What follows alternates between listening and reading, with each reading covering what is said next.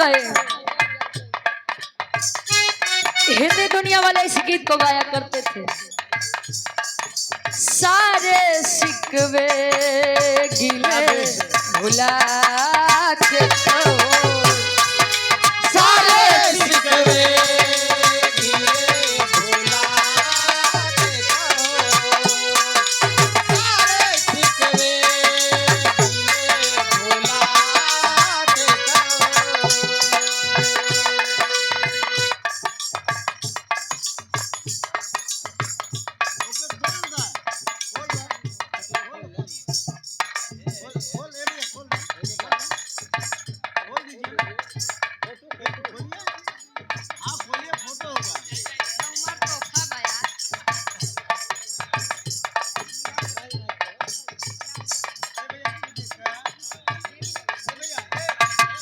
सम्मानित गार्जियन जी, हमारी धर्म की बड़ी बहन है बेबी गौतम जी, झूसी प्रयागराज।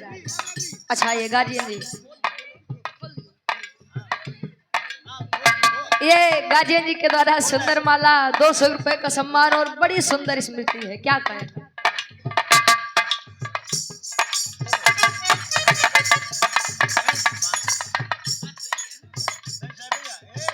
बहुत बहुत धन्यवाद। हिंदी दुनिया वाले गाए सारे शिकवे गिले भुला के कहो, सारे शिकवे गिले भुला के कहो, सारे शिकवे गिले भुला के कहो, जो भी कहना है मुस्कुरा के कहो, जो भी कहना है मुस्कुरा के कहो, जो भी कहना है मुस्कुरा के कहो, जो भी कहना है मुस्कुरा के कहो, दिल ना तोड़ोगे कसम खा के कहो, दिल ना तोड़ोगे कसम खा के कहो, दिल ना तोड़ोगे कसम खा के कहो। लड़का कहे अरे कौन दिनवा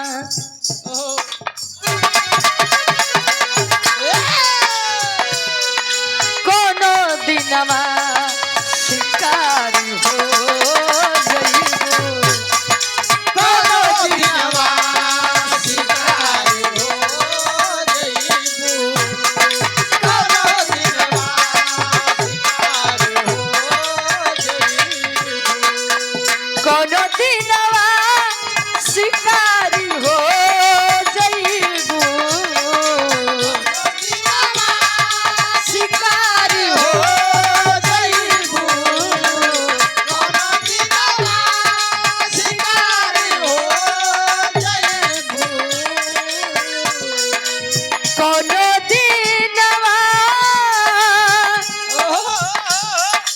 शिकारी हो जइबू,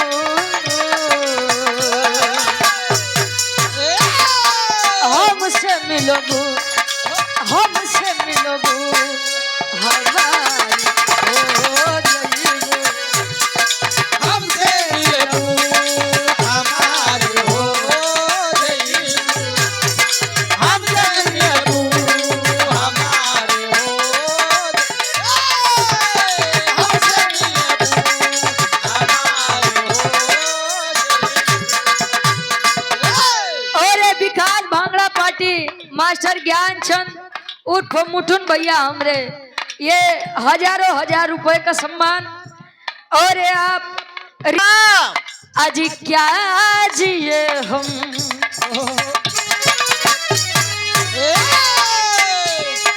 क्या जिए हम तेरे जमाने में, क्या जिए हम तेरे जमाने में,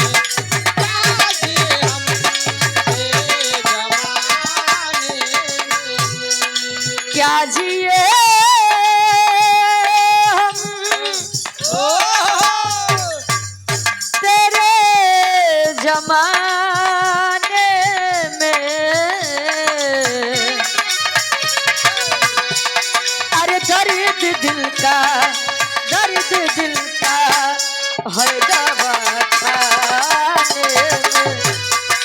दर्द दिल का है दवा खाने में। दर्द दिल का है दवा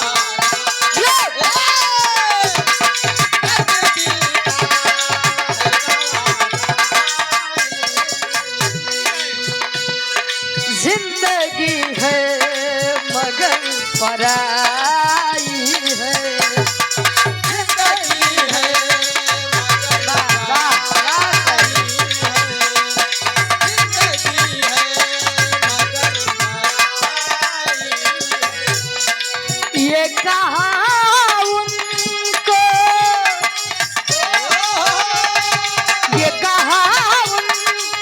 समझ आई है। जिंदगी है मगर पराई है। जिंदगी है क्या समझ है, क्या है? जिंदगी है मगर पराई।